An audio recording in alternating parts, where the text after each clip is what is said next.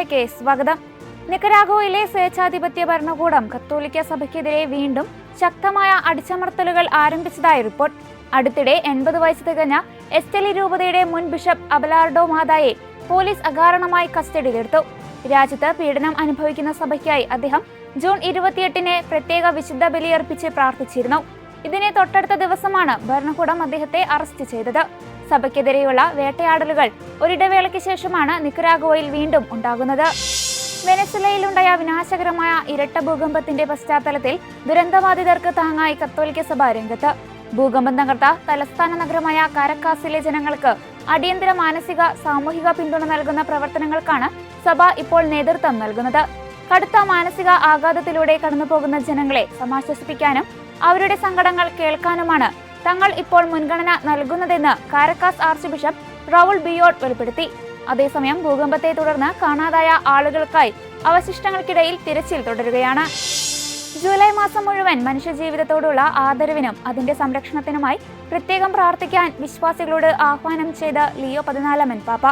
ഈശോ സഭക്കാരുടെ നേതൃത്വത്തിൽ പ്രവർത്തിക്കുന്ന വത്തിക്കാന്റെ ഔദ്യോഗിക പ്രാർത്ഥനാ ശൃംഖലയായ Pope's world wide prayer network വഴിയാണ് പാപ്പ ഈ മാസത്തെ പ്രാർത്ഥനാ നിയോഗം പങ്കുവച്ചത്. മനുഷ്യജീവിതത്തെ ദൈവത്തിന്റെ വിലയേറിയ ദാനമായി തിരിച്ചറിഞ്ഞുകൊണ്ട് അതിന്റെ ഉത്ഭവം മുതൽ സ്വാഭാവിക മരണം വരെയുള്ള എല്ലാ ഘട്ടങ്ങളിലുമുള്ള ആദരവിനും സംരക്ഷണത്തിനുമായി നമുക്ക് ഒന്നിച്ച് പ്രാർത്ഥിക്കാമെന്ന് പാപ്പ ഓർമ്മിപ്പിച്ചു. മാർ തോമസ് ശ്ലീഹായുടെ രക്തസാക്ഷിത്വത്തിന്റെ ഓർമ്മ പുതുക്കുന്ന ദുക്രാന തിരുനാളാചരണവും സീറോ മലബാർ സഭാ ദിനാഘോഷവും ജൂലൈ 3 വെള്ളിയാഴ്ച സഭയുടെ ആസ്ഥാന കാര്യാലയമായ കാക്കനാട് മൗണ്ട് സെന്റ് തോമസിൽ ഭക്തിസാന്ദ്രമായ ചടങ്ങുകളോടെ നടക്കും. സീറോ മലബാർ സഭയിലെ വിവിധ രൂപതകളിൽ നിന്നുള്ള വൈദിക സമർപ്പിത ആത്മായ പ്രതിനിധികൾ ഈ മഹാസംഗമത്തിൽ പങ്കുചേരും. രാവിലെ 8:30 സീറോ മലബാർ സഭ major archbishop Mar Raphael Thattil പതാക ഉയർത്തി ആഘോഷങ്ങൾക്ക് തുടക്കം കുറിക്കും. തുടർന്ന് പിതാവിന്റെ മുഖ്യ കാർമ്മികത്വത്തിൽ ആഘോഷമായ റാസ കുർബാന അർപ്പിക്കപ്പെടും.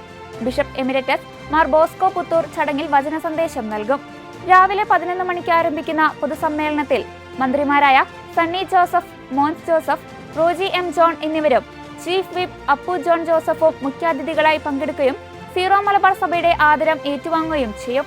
സാമുദായിക ഐക്യബോധത്തിന്റെ ആവിഷ്കാരമായി മാറുന്ന ഈ സംഗമത്തിലേക്ക് എല്ലാ വിശ്വാസികളെയും സ്വാഗതം ചെയ്യുന്നതായി സഭാ നേതൃത്വം അറിയിച്ചു.